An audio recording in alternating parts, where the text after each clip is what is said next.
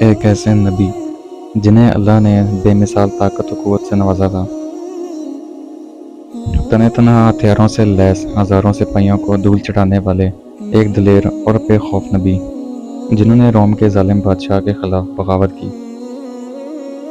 اس دلیر بندے کو آپ کی بیوی نے ہی کیوں فریب کیا اور اس کا کیا انجام ہوا؟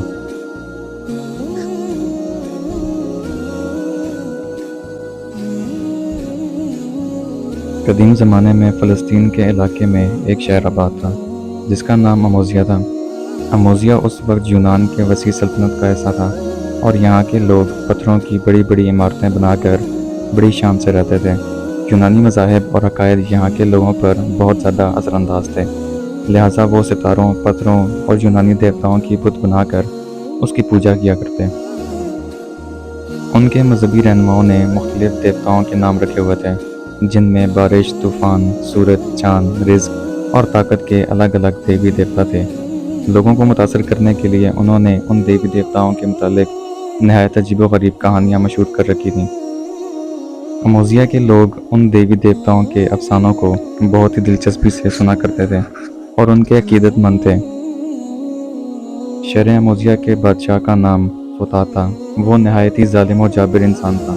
جو کوئی بھی بادشاہ کا حکم نہ مانتا وہ اسے بے رحمی اور اذیت کے ساتھ مار ڈالتا۔ وہ معمولی باتوں پر لوگوں کو قیدی بنا لیا کرتا تھا۔ فوتا نے بحر روم کے کنارے ایک بہت بڑا محل بنوایا تھا، جہاں وہ ہر سال اپنے دیوی دیوتاؤں کو خوش کرنے کے لیے جشن مناتا تھا، جس میں خوب ناچ گانے، رقص، آتش بازی، یہاں تک کہ زناکاری بھی ہوا کرتی تھی۔ اس عمارت کے بڑے بڑے ستون تھے اور وہ دور سے نظر آتے تھے۔ بادشاہ کے پاس 6000 سپاہیوں کا ایک طاقتور اور تربیت یافتہ فوجی لشکر تھا۔ فوتا کو اس بات کا غرور تھا کہ اس کے پاس ایک ایسی لشکر ہے جسے دنیا کی کوئی فوج شکست نہیں دے سکتی۔ شہر اموزیہ کے گرد و نواح میں چھوٹے بڑے بہت سارے دیہات اور گاؤں آباد تھے، جن میں بنی اسرائیل کے مختلف یہودی قبیلے بھی بسے ہوئے تھے۔ وہ غریب لوگ تھے اور کھیتی باڑی کرنے کے ساتھ بھیڑ بکریاں پال کر گزارا کرتے تھے۔ فوتا کے سپاہی اکثر ان دیہاتوں پر حملہ کرتے اور ان کے بھیڑ بکریاں، مال و زر لوٹ لیتے۔ ظلم کی انتہا یہ تھی کہ وہ یہودی مردوں کو بھی قتل کرتے تھے اور عورتوں کو اپنی کنیز بنا لیتے اور ان پر طرح طرح کے ظلم ڈھاتے۔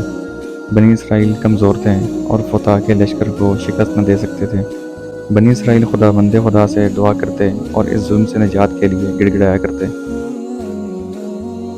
آخر کار ایک دن یہودیوں کے تمام بزرگ ایک جگہ جمع ہوئے اور یہ مشورہ کیا کہ فوتا کے خلاف ایک ایسے شخص کو کھڑا کیا جائے جو اس کی طاقت و غرور کو چکنا چور کر دے۔ کچھ لوگوں نے ایک قافلے سے یہ سن رکھا تھا کہ قریب کے علاقے میں ایک بہت طاقتور شخص رہتا ہے جو بہت عبادت گزار ہے اور اکثر روزے رکھتا ہے، لیکن نہایت مضبوط اور طاقت و قوت کا مالک ہے، جس نے ایک دفعہ اپنے ہاتھوں سے بغیر کسی خنجر یا تلوار کے ایک خونخوار شیر کو بھی مار ڈالا ہے۔ چنانچہ بنی اسرائیل کے لوگوں نے یہ فیصلہ کیا کہ ہم سب اس شخص کے پاس جا کر خدا کی شکایت کریں گے اور اس سے یہ گزارش کریں گے کہ وہ ہماری مدد کریں۔ دراصل یہ شخص اللہ کے پیغمبر حضرت شمعون علیہ السلام تھے۔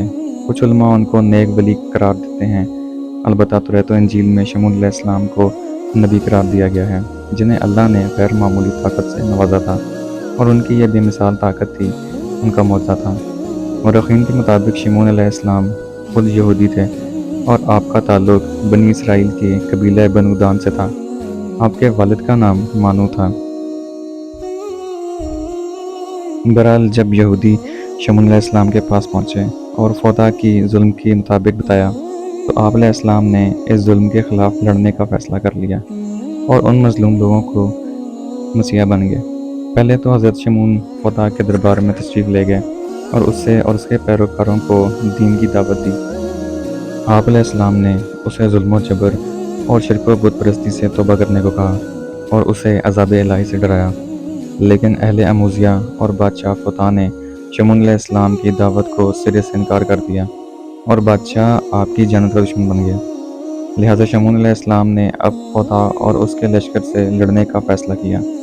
حضرت شمعون اکیلے ہی فوتا کے فوج سے ٹکرا گئے اور تنہ تنہا اس کے سینکڑوں بلکہ ہزاروں فوجیوں کو مار ڈالا۔ جب فتح کو اس کی خبر ہوئی تو وہ گھبرا گیا اور حیران رہ گیا کہ کوئی انسان اس قدر طاقتور کیسے ہو سکتا ہے جو ایک ایسی فوج کو اکیلے شکست دے دے جنہیں آج تک کوئی شکست نہ دے پایا۔ فتح نے اپنے سپاہیوں سے حکم کیا کہ شمعون کو ایک لوہے کے جال میں پھنسا دو۔ لہٰذا جب دوسری مرتبہ جنگ ہوئی تو سپاہیوں نے آپ علیہ السلام کو جال میں پھنسا دیا، لیکن شمعون علیہ السلام اس قدر طاقتور تھے کہ آپ نے اس لوہے کی زنجیر نما رسیوں کو بھی توڑ ڈالا۔ حضرت شمعون نے اس فتح اور آپ کے فوجیوں کو خبردار کیا کہ اگر انہوں نے عام لوگوں پر ظلم و ستم بند نہ کیا تو وہ اس طریقے سے نقصان اٹھاتے رہیں گے اور تباہ و برباد ہو جائیں گے۔ اب شمعون علیہ السلام یہودیوں کے مسیح بن چکے تھے اور پورے روم و یونان میں آپ کی شہرت عام ہو چکی تھی۔ اب جہاں کہیں بھی فتح کی فوج ظلم کرنے جاتی، شمعون علیہ السلام وہاں پہنچ جاتے اور انہیں وہاں سے مار کر کھدیڑ دیتے۔ کہتے ہیں کہ شمعون علیہ السلام ہر سال تقریباً 4 مہینے برابر فتح کے فوج سے جنگ و جہاد کرتے رہے اور باقی وقت عبادت الہی میں مشغول رہتے ہیں۔ روایت ہے کہ شمعون علیہ السلام کی بیوی نہایت ہی نیک اور پارسا عورت تھی جو آپ کی حمایت کیا کرتی تھی۔ کافروں نے آپس میں مشورہ کیا کہ شمعون کی بیوی کو فریب دے کر ہی انہیں شہید کیا جا سکتا ہے۔ لہٰذا حضرت شمعون کی غیر حاضری میں بادشاہ اموزیہ کا وزیر آپ کی بیوی کے پاس آیا اور کہنے لگے کہ بادشاہ فتح تمہیں اپنی ملکہ بنانا چاہتا ہے اور عیش و عشرت کی زندگی دینا چاہتا ہے، لیکن اس کے لیے تمہیں یہ کام کرنا ہوگا کہ اپنے شوہر شمعون کو کسی بھی طرح سے مارنا ہوگا۔ چنانچہ کافروں کی فریب میں آ کر وہ راضی ہو گئی اور اس کے دل میں مال و دنیا کی لالچ جاگ اٹھی۔ ایک رات حضرت شمعون علیہ السلام کی بیوی نے سوتے وقت حضرت شمعون کو ایک زنجیر میں باندھ دیا۔ جب حضرت شمعون اٹھے تو ہاتھ پاؤں اٹھتے ہی زنجیر ٹوٹ گئی۔ اس بات کی خبر بادشاہ کو پہنچی کہ شمعون نے زنجیر کو بھی اپنی طاقت سے توڑ ڈالا ہے۔ تب شاہ اموزیہ بولا کہ لوہے کی زنجیر سے اور کوئی چیز مضبوط نہیں ہے۔ چنانچہ کچھ دنوں بعد جب حضرت شمعون لڑائی سے واپس آئے تو اپنی بیوی کے ساتھ باتیں کر رہے تھے، تب آپ کی بیوی نے آپ کی قوت و طاقت اور لڑائی کی باتیں شروع کر دیں۔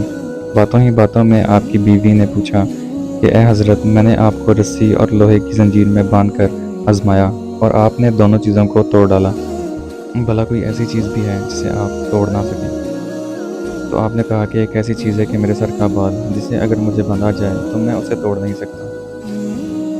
لہٰذا جب رات ہوئی اور شمعون علیہ السلام سو گئے تو آپ کی بیوی نے آپ کے بالوں کو کاٹ دیا اور انہی بالوں کا رسی بنا کر آپ کے ہاتھ پاؤں کو مضبوطی سے باندھ دیا۔ جب وہ نیند سے اٹھے تو اپنی بیوی سے پوچھا کہ مجھے کس نے یوں باندھ رکھا ہے؟ بیوی نے کہا کہ میں نے ہی باندھا ہے۔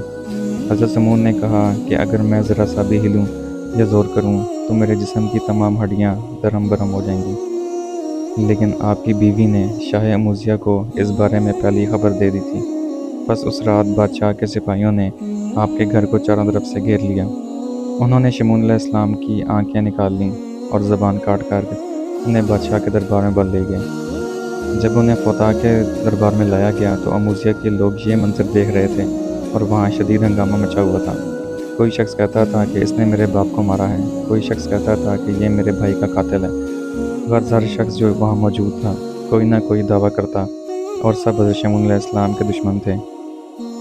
بادشاہ کے حکم سے شمعون علیہ السلام کے ہاتھ پاؤں توڑ دیے گئے اور انہیں اٹھا کر دریا کے کنارے ڈال دیا گیا۔ موزیہ کے لوگ اور بادشاہ فتح اب محل میں جشن منا رہے تھے کہ ہم شمعون علیہ السلام سے ہمیشہ ہمیشہ کے لیے نجات پا چکے ہیں، اب ہمارا کوئی دشمن نہیں۔ لیکن ادھر حضرت جبرائیل علیہ السلام نے اللہ کے حکم سے شمعون علیہ السلام کو ہوا پر اٹھا دیا۔ آپ کے ہاتھ پاؤں، آنکھ اور جسم کے مختلف اعضاء ٹھیک ہونے لگے۔ جبرائیل علیہ السلام نے فرمایا، اے شمعون، اٹھ کھڑے ہو خدا کے حکم سے، اور اللہ نے تمہیں بہت طاقت و قوت دی ہے۔ بس اس ملعون کے مکان کا ستون پکڑ کر تمام حصار اور مکانوں کو کھود کر دریا میں ڈال دو۔ تب شمعون علیہ السلام خدا کا نام لے کر اٹھے اور اس ملعون کے محل کے مکان کا ستون پکڑ کر اس ستون کو زمین سے اکھاڑ دیا۔ بادشاہ اموزیہ کے محل میں ایک طوفان کھڑا ہو گیا اور زلزلے جیسی حالت پیدا ہو گئی۔ اہل اموزیہ ہلاک ہو گئے اور بادشاہ بھی واصل جہنم ہوا۔ اس کام سے فراغت پانے کے بعد شمعون علیہ السلام اپنے گھر کی طرف روانہ ہوئے۔ شمون علیہ السلام نے وہاں اپنی بیوی کو پایا تو یہ ارادہ کیا کہ اسے قتل کر دوں، لیکن جبرائیل علیہ السلام نے اللہ کے حکم سے فرمایا کہ اے شمون، اللہ فرماتا ہے کہ تم اپنی بیوی کو قتل نہ کرو اور نہ ہی کسی طرح کی اذیت یا سزا دو، کیونکہ اس نے نادانی سے یہ سب کچھ کیا، اور عورت تو ناقص و عقل ہوتی ہے۔ بس شاہ اموزیہ کی تخت اور بادشاہی میں شراکت کی دی ہوئی لالچ نے اس نے اموزیہ کی اصلاح سے یہ سب کیا تھا، لیکن اب اس میں توبہ کی ہے اور ندامت کے آنسو بہائے ہیں۔ بس تم ابھی اپنی بیوی کی غلطی کو معاف کر دو اور اس کے ساتھ پیار و محبت سے رہو۔ شمون علیہ السلام کے اس تاخیری واقعے سے ہمیں یہ سبق ملتا ہے کہ اگر اللہ نے کسی شخص کو کسی خاص صلاحیت سے نوازا ہے تو وہ اسے اپنی اس خوبی یا صلاحیت کو دوسروں کی مدد کے لیے صرف کرنا چاہیے، کیونکہ یہی بندگی اور خلق خدا کی خدمت کا بہترین ذریعہ ہے۔ جس طرح شمون علیہ السلام نے اپنی طاقت کو ظالم بادشاہ اور اس کی فوج کے خلاف استعمال کیا اور بنی اسرائیل کی مدد کرنے کا فیصلہ کیا، نیز اس واقعے میں یہ سبق بھی پوشیدہ ہے کہ اگر کسی نے ہمیں اپنی ذات سے تکلیف دی ہو تو ہمیں اس کو معاف کر دینا چاہیے، کیونکہ اللہ تعالیٰ کو معاف کرنے والا بندہ بہت پسندیدہ ہے۔